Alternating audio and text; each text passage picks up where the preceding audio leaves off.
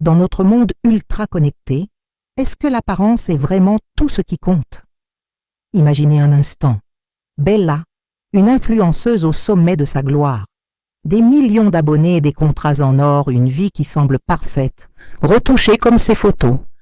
Chaque jour, elle vend du rêve, de la mode, de la beauté. Mais derrière son téléphone, il y a un grand vide. Personne ne la voit vraiment, personne ne la connaît. Un soir, sa voiture tombe en panne sous une pluie battante. Perdue, elle se réfugie dans une immense demeure à l'abandon. C'est là qu'elle rencontre Adam, un homme qui vit reclus, le visage marqué par de profondes cicatrices. Avant, il était mannequin, une icône de beauté. Mais un accident a tout balayé, sa carrière, son visage, sa vie sociale.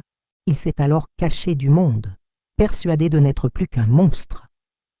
Au début, Bella est terrifiée. Adam est distant, presque agressif. Il est tout ce que son monde parfait rejette. Mais coincée avec lui, elle commence à voir au-delà des apparences.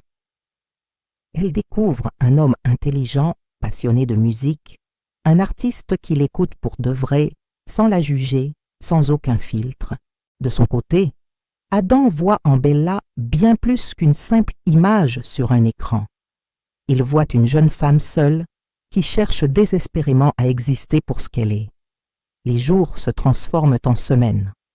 Bella oublie son téléphone, ses publications, ses likes. Elle recommence à peindre, à lire, à simplement vivre. Elle apprend à rire à nouveau, un rire sincère qui vient du cœur. Et sans même s'en rendre compte, elle tombe amoureuse. Pas de l'image d'un prince charmant, mais de l'âme d'un homme brisé. Quand elle retourne enfin dans son monde, ses abonnés ne la reconnaissent plus. Où étais-tu? Tu as tellement changé. Oui, elle a changé, parce qu'elle a compris quelque chose d'essentiel. La vraie beauté ne se trouve pas dans un filtre Instagram, mais dans l'authenticité et la vérité. Cette histoire nous rappelle que dans cette société de l'image, le plus grand acte de courage, c'est d'oser être soi-même.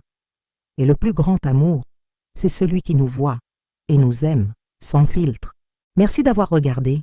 Si cette histoire vous a touché, n'hésitez pas à vous abonner et à partager vos pensées dans les commentaires. À très bientôt.